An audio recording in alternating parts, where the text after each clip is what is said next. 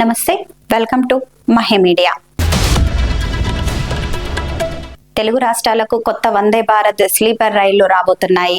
దేశవ్యాప్తంగా వందే భారత్ రైళ్లకు విశేష ఆదరణ లభిస్తున్న నేపథ్యంలో కేంద్రం వీటి సేవలను మరింత విస్తరించేందుకు రెడీ అయింది. త్వరలోనే వందే భారత్ స్లీపర్ రైళ్లు దేశ ప్రజల అందుబాటులోకి రానున్నాయి. ఇందులో భాగంగా తెలుగు రాష్ట్రాలకు శుభవార్తగా మొదటి విడతలోనే 2 వందే భారత్ స్లీపర్ రైళ్లకు గ్రీన్ సిగ్నల్ రాబోతున్నట్లు తెలిసింది. ఢిల్లీ నుంచి సికింద్రాబాద్ స్లీపర్ రైల్ ప్రయాణ మార్గం. న్యూఢిల్లీ నుంచి సికింద్రాబాద్ మధ్య నడిచే ఈ Vande Bharat sleeper rail Agra, Cantt, Gwalior, Jhansi, Bhopal, Itarsi, Nagpur, Balharshah, Kazipet junction స్టేషన్ల మీదుగా ప్రయాణిస్తుంది. సమయం రాత్రి 8:50. న్యూఢిల్లీ నుంచి బయలుదేరి మరుసటి రోజు రాత్రి 8 గంటలకు సికింద్రాబాద్ చేరుకుంటుంది. టికెట్ ఛార్జీలు థర్డ్ ఏసీ 3,600 రూపాయలు, సెకండ్ ఏసీ 4,800 రూపాయలు, ఫస్ట్ ఏసీ 6,000 రూపాయలు. విజయవాడ నుంచి బెంగళూరు స్లీపర్ రైలు ప్రయాణ మార్గము. విజయవాడ నుంచి తిరుపతి మీదుగా బెంగళూరు వరకు ఈ వందే భారత్ స్లీపర్ రైలు సేవలు అందించనుంది. ఇదే కాకుండా విజయవాడ నుంచి అయోధ్య, వారణాసి వంటి ప్రదేశాలకు వందే భారత్ సర్వీసులు ప్రారంభించే అవకాశం ఉందని సంబంధిత